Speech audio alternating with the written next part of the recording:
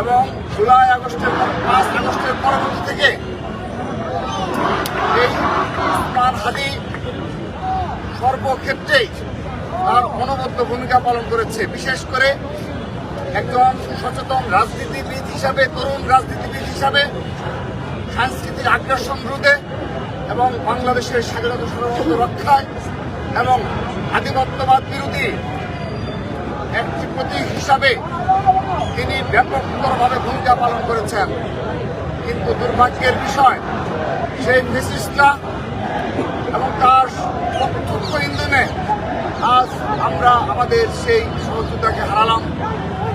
সেজন্য আমরা আজকের এই স্মারকলিপি প্রদান অনুষ্ঠানে প্রথমেই শহীদ উসমান হাদীর আত্মার মাগফিরাত কামনা করছি এবং তার শোকসন্তপ্ত পরিবারের প্রতি সমবেদনা জ্ঞাপন করছি এবং আমরা প্রতিজ্ঞা নিচ্ছি, যতদিন উসমান হাদী সন্ত্রাসীদের হত্যাকারীদের গ্রেপ্তার করতে না পারবে, ততদিন ছাত্রদল রাজপথে থাকবে, ততদিন ছাত্রদল কর্মসূচি নিয়ে রাজপথে অবস্থান করবে।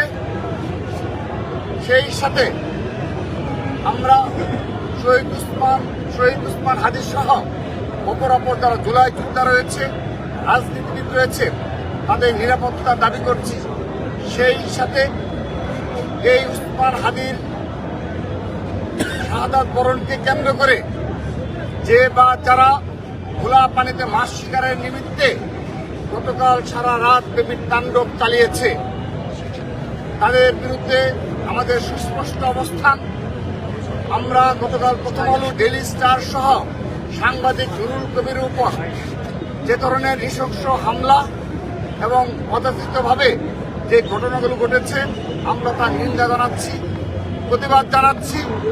আমরা উসমান হাদীর হত্যাকাণ্ডের সাথে জড়িত হত্যাকারীদের বিচারের দাবির সাথে সাথে নেপথ্যে যারা রয়েছে তাদেরও বিচারের আওতায় নিয়ে আসার সাথে সাথে এই মপতন্ত্র কায়েমের সাথে যারা জড়িত তাদেরও মুখোশ উন্মোচন এবং বিচারের আওতায় নিয়ে আসার দাবি জানাচ্ছি। বাংলাদেশ থেকে মপতন্ত্রের কবর রচনা করার জন্য আমরা ছাত্রদল সর্বাত্মক প্রস্তুত রয়েছি এবং আগামীতেও এই মপতন্ত্রের বিরুদ্ধে আমাদের সর্বাত্মক অবস্থান